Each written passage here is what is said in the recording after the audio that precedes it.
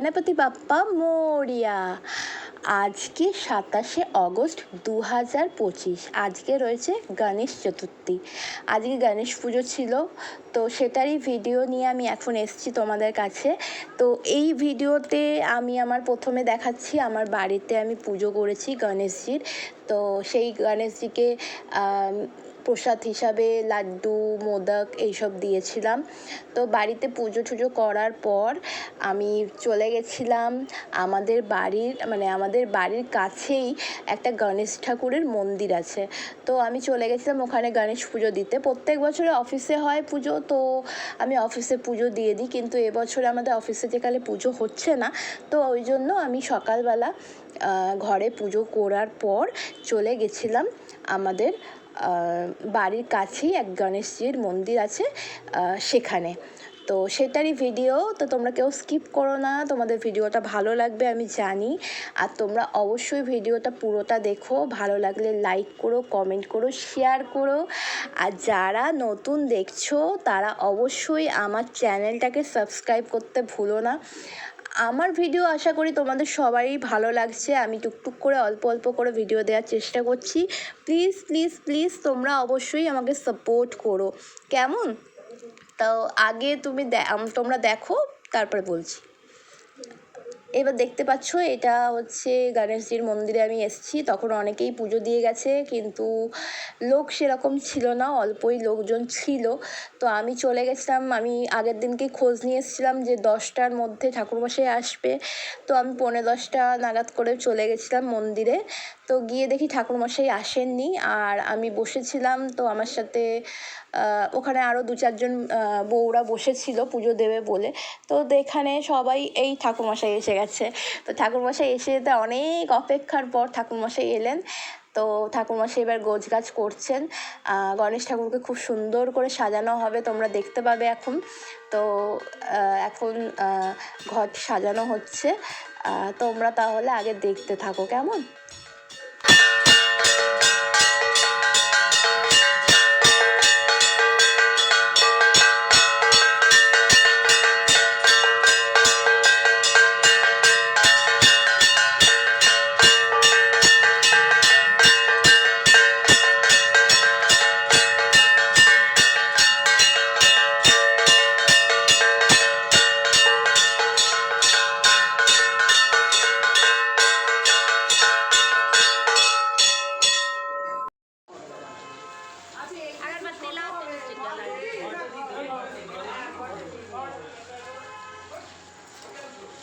মোটামুটি ঠাকুরকে সাজানো হয়ে এসেছে, আর তারপরেই হবে পুজো স্টার্ট হবে, আরতি হবে।